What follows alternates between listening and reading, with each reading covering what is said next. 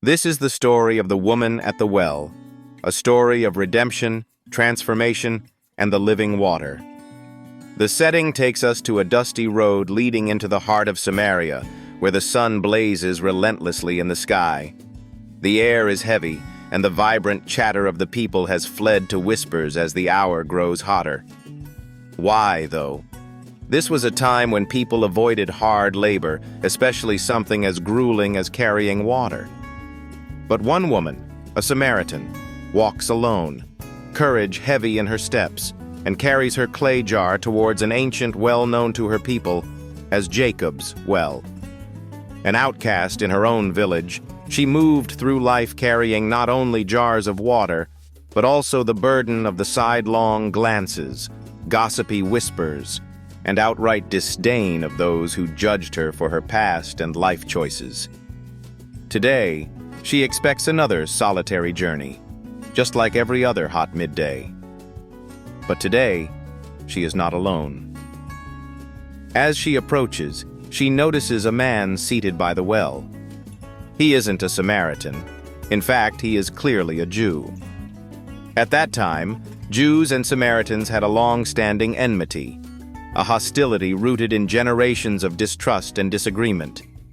What happens next shakes the silent rules of these two divided communities. The man speaks to her. "Will you give me a drink?"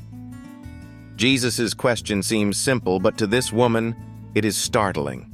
A Jewish man, not only noticing her, but directly addressing her. The Samaritan woman asks cautiously, "How is it that you, a Jew, ask me, a Samaritan woman, for a drink?" She tests the water of his intentions carefully. Jesus looks at her with compassion and says something that changes the trajectory of the conversation entirely. "If you knew the gift of God and who it is that asks you for a drink, you would have asked him, and he would have given you living water." "Living water?" she repeats, confused yet intrigued. The well is deep, and he has no jar. How could there be such a thing? Where would it come from? But as Jesus begins to explain, the well for her becomes more than a place to simply draw water. It becomes a window into a truth far deeper than the limestone depths of Jacob's well. He tells her about water that would quench thirst eternally, a spiritual sustenance, foretold by God himself, that leads not to ordinary life, but eternal life. He makes a claim that stirs her heart and mind. "Everyone who drinks this water will be thirsty again, but whoever drinks the water I give them will never thirst. Indeed, the water I give them will become a spring of water welling up to eternal life." By this time, her cautious demeanor gives way to earnest curiosity, then amazement, and finally awe. Something in her spirit alerts her. This man is not just anyone. Jesus tells her about herself, her past, her mistakes, her truths. He reveals her brokenness, not to shame her, but to show her a path to redemption. Who else could know about everything she tried to conceal? Who else would still speak to her with such unshakable grace? "I see that you are a prophet," she acknowledges.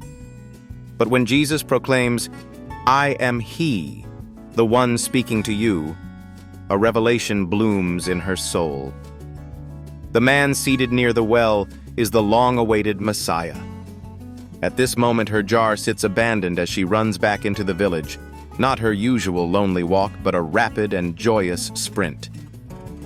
"Come, see a man who told me everything I ever did. Can this be the Messiah?" This time, her words aren't met with hostility. People follow her. They see the transformation in her, and her testimony becomes a seed that takes root in the Samaritan town. Through her encounter with Jesus, the woman at the well was no longer just a Samaritan outcast. She became a messenger of the gospel, a proclaimer of truth, staking her claim in history as the bearer of eternal waters that promised life to all who accepted Jesus. And this story? It was only the beginning.